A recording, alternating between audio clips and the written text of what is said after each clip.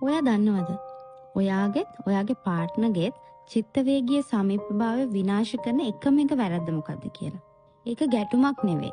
ඒක ඔයාගේ හරි එයාගේ හරි සිතුවිලි වලට ගරු නොකිරීම හින්දා සිදුවන දෙයක්. ඒ කියන්නේ චිත්ත වේගීය දේවල් අවලංගු කරනවා. ඉමෝෂනල් ඉන්වැලිඩේෂන් කියලා කියනවා. කෙනෙක්ගේ හැඟීම් නොසලකා හරින විට ඒවට අඩු සැලකිලි දක්වනකොට හරි ඒව නිවැරදි කරන්න උත්සාහ කරනකොට ස්නායු පද්ධතිය මගින් මේ විදිහට යාගේ සිතුවිලි එළියට නිරාවරණය කරන එක වළක්වන්න පටන් ගන්නවා. ස්නායු පද්ධතිය මගින් හිතනවා මේ චිත්ත වේග ප්‍රකාශ කිරීම අනාරක්ෂිත බව. කාලයත් සමග මොළය තමන්ව ආරක්ෂා කර ගැනීමට, ඒ කියන්නේ අවදානම අඩු කර ගැනීමට කටයුතු කරනවා. මේ අවදානම අඩුවීම කියන්නේ අපි සිතුවිලි වලින් තවත් කෙනෙක්ට සමීප වෙන එක අඩු කරන්න පටන් ගන්නවා.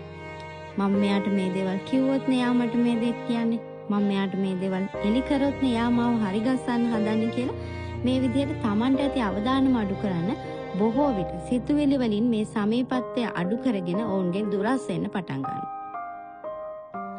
ඒ කියන්නේ යාගේ හිත ඇතුළෙම තියෙන ගොඩක් දේවල් ප්‍රකාශයට පත් කරන එක වළක්වනවා. මේ නිසා කපල් එක්ක පුළුවන් හැමදාම කතා කරන්න. හැබැයි එහෙම හැමදාම කතා කරපු පමණින් ඔවුන් ගොඩක් දුරට චිත්ත වේගීව සමීප වෙන බව අපිට කියන්න බෑ.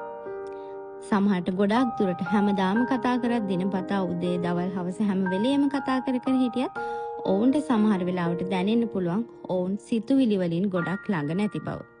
ඒකට හේතුව තමයි නේද?